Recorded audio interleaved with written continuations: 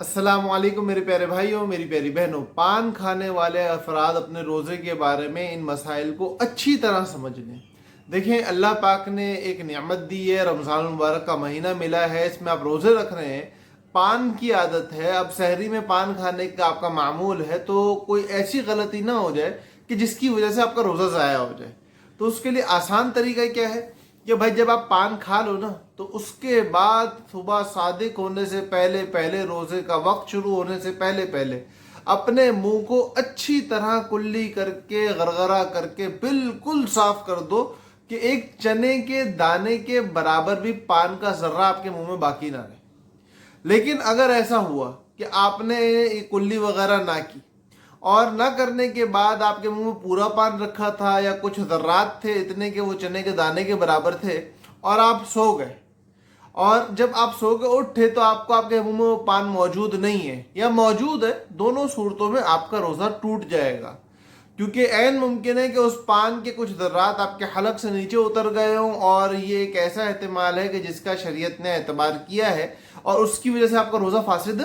ہو جائے گا۔ اسی طرح آپ نے پان کھایا، پان کھانے کے بعد آپ نے کلی وغیرہ نہیں کی، پان تو تھوک دیا تھا منہ سے لیکن اچھی طرح کلی وغیرہ نہیں کی تھی، اور کچھ ذرات پان کے آپ کے منہ میں موجود تھے، اور ان ذرات کی موجودگی کے ساتھ اب آپ کے منہ سے جو صبح صادق کے بعد تھوک آ رہا ہے، اس میں پان کی سرخی بھی آ رہی ہے۔ اب اگر کہیں آپ نے وہ تھوک باہر پھینکنے کے بجائے اندر اتار لیا تو اس صورت میں آپ کا روزہ فاسد ہو جائے گا۔ یہ یاد رکھنا کہ جب آپ کے منہ میں ذرات موجود ہیں اور تھوک میں سرخی آ رہی ہے، اور اس سرخی والے تھوک کو آپ نے باہر نکالنے کے بجائے اندر نگل لیا جبکہ منہ میں ذرات ہیں، لیکن آپ نے اچھی طرح کلی کر لی، اچھی طرح غرغرہ کر لیا، اور یہ سب کچھ کرنے کے بعد اب آپ کے منہ میں کوئی ذرات، کوئی اس طریقے کی چیز باقی نہیں ہے، لیکن اس کے باوجود پان کی سرخی آپ کے تھوک میں آ رہی ہے۔ اب صبح صادق کے بعد اگر آپ اس سرخی والے تھوک کو نگل لیتے ہو تو اس صورت میں آپ کا روزہ فاسد تو نہیں ہوگا، لیکن اس کے باوجود میرے پیارے بھائیوں، یہ بہت بڑی نعمت ہے اللہ کی، رمضان المبارک کا مہینہ،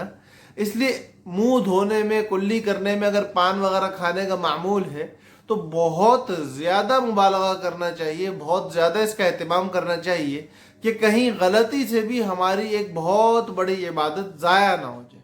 امید ہے میرے بھائیوں کو، میری بہنوں کو بات سمجھ میں آ گئی ہوگی۔ اللہ پاک ہم لوگوں کو دین سیکھ کے اس پہ عمل کرنے والا بنائے۔ السلام علیکم ورحمۃ اللہ وبرکاتہ۔